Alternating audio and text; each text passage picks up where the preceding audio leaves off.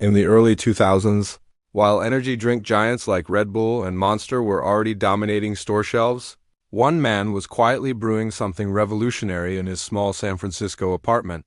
His name was Russell Weiner, and he had no background in the beverage industry, no major investors, and no big team behind him. What he had was vision, a relentless work ethic, and a belief that he could disrupt the energy drink market. His creation, Rockstar Energy, would go on to sell for a staggering $4 billion. But how did this outsider, with nothing more than determination, turn a tiny idea into a global empire? Russell Weiner's journey didn't begin with a grand plan or a deep-pocketed investor. In fact, before founding Rockstar, Russell had no experience in the beverage world. He wasn't a seasoned entrepreneur or a college dropout trying to make a name for himself. Russell came from a background in political campaigns and marketing. His father, the conservative radio host Michael Savage, was well known, but Russell's early career wasn't built on family connections or wealth. Instead, it was built on grit, perseverance, and a relentless desire to create something new and powerful. At the time when Russell decided to launch Rockstar Energy in 2001, the energy drink market was firmly under the control of Red Bull, with its iconic silver and blue cans. Red Bull had carved out a massive market in America and across the globe. It was the undisputed king of energy drinks. But Russell saw something that others missed. While Red Bull's popularity soared, there was one glaring flaw that Russell believed he could exploit: size. Red Bull's 8.4 ounces can was small. In America, where portion sizes are often larger, Russell thought people would appreciate a bigger product. And so, without reinventing the wheel, Russell made one bold decision that would become the foundation of Rockstar. His energy drink would come in a 16 ounces, twice the size of Red Bull, for the same price. This simple decision turned out to be more than just a packaging choice. It was a statement. Rockstar wasn't just another energy drink. It was bigger, louder, and meant to stand out in a way that Red Bull didn't. Russell didn't just want to compete with Red Bull. He wanted to create a product that would fill a gap in the market and become a brand that people connected with, not just for its function, but for its attitude and identity. But building a brand from scratch is never easy. And for Russell, the early days were anything but glamorous. With no big investors or advertising budget, Russell began the process of building Rockstar from his tiny apartment in San Francisco. The space was cramped, barely big enough for one person, let alone a growing business. The apartment was filled with stacks of cans, papers, and packaging materials. His kitchen doubled as a test lab where he would try different formulations and flavors, and the living room turned into his office, warehouse, and meeting space all in one. There were no sleek offices, no fancy startup vibe. Instead, there was an atmosphere of organized chaos. Russell was working with limited resources, no air conditioning, and unreliable plumbing. Sleep was often interrupted by the noise of delivery trucks or the sound of brainstorming sessions with friends who would visit. But despite the uncomfortable conditions and early struggles, Russell remained focused on his goal to build Rockstar into something far bigger than what it was. Rockstar didn't come from a lab or a boardroom. It came from a cramped apartment and a founder who wasn't too afraid to challenge the energy drink giants. The idea was bold, but executing it was a different matter entirely. Russell faced rejection at every turn. Retailers weren't interested in a brand no one had ever heard of, and distributors were hesitant to push an untested product. Investors didn't believe it was worth the risk. But Russell was undeterred. He took matters into his own hands. Instead of waiting for others to help him, he began personally distributing Rockstar from the trunk of his car. He would drive to local convenience stores, pitch the drink to the owners, and leave samples. He'd come back days later to see if any had sold, and if they had, he'd restock. If not, he moved on to the next store. Russell wasn't just trying to sell a product. He was building a brand. Rockstar's early days were filled with hustle. Russell couldn't afford commercials, so he turned to grassroots marketing.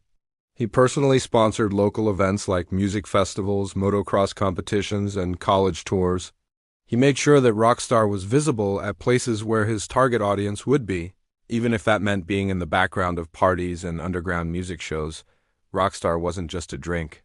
It was becoming a part of a lifestyle. Russell's marketing style was unapologetically bold. He wasn't interested in making Rockstar look sleek or professional like Red Bull. Instead, he embraced the raw, rebellious energy of his target demographic. The black and gold cans of Rockstar looked aggressive, and the star logo screamed toughness and energy. The name itself was a statement. Rockstar wasn't about sports or performance. It was about attitude, rebellion, and standing out from the crowd. This image resonated with young people, extreme sports fans, and anyone who didn't fit into traditional molds. While Red Bull appealed to athletes and professionals, Rockstar spoke directly to people who lived on the edge: skateboarders, BMX riders, motocross enthusiasts, partygoers, and music lovers. Instead of focusing on traditional advertising, Russell poured his time and money into sponsoring events that would introduce Rockstar to the people who would care about it most. He gave away free cans, sponsored events, and made sure Rockstar was always present where the energy was high and the people were passionate. Rockstar wasn't just another energy drink. It became a symbol of youthful defiance, of living life on your own terms. The more Russell leaned into this image, the more Rockstar became a cultural icon, not just a beverage. People didn't drink Rockstar just for the energy. They drank it because it represented something bigger. It was about identity. It was about living on the edge. And that emotional connection between Rockstar and its consumers helped the brand gain traction in ways that other companies couldn't replicate. In 2009, Rockstar faced a major challenge when it lost its key distribution deal with Coca-Cola. This partnership had helped the company expand rapidly, but tensions behind the scenes had caused the relationship to sour. Many believed that losing such a key partnership would spell the end for Rockstar. But Russell didn't panic. Instead, he pivoted and struck a new distribution deal with PepsiCo. This was a risky move, but it paid off. Pepsi's distribution network was a better fit for Rockstar's bold, edgy style, and the brand quickly regained its footing. By the late 2000s, Rockstar Energy was no longer just a scrappy startup. It was a top contender in the energy drink market, competing head-to-head with Red Bull and Monster. The brand had cemented its place as one of the top 3 energy drinks in the United States, and its global expansion was well underway. As Rockstar continued to rise, Russell stayed independent, refusing to sell out or dilute his brand for short-term profits. He kept full creative control, ensuring that Rockstar stayed true to the image and culture that had made it successful. In 2020, Russell made the decision to sell Rockstar Energy to PepsiCo for a staggering $3.85 billion. The sale was a huge moment for the brand and for Russell, who walked away with over $3 billion personally from the deal. But it wasn't just about the money. This sale represented the culmination of years of hard work, grit, and belief in his vision. From his tiny San Francisco apartment to selling Rockstar for billions, Russell Weiner's story is proof that persistence, innovation, and an unyielding belief in yourself can defy the odds and build something incredible. Rockstar Energy's journey wasn't just about selling cans of energy drinks. It was about building a brand that represented more than just the product inside. It was about creating a movement that resonated with people who weren't afraid to stand out and be themselves. Russell Weiner didn't just want to sell a product. He wanted to build a lifestyle, a culture, and an identity that would be remembered.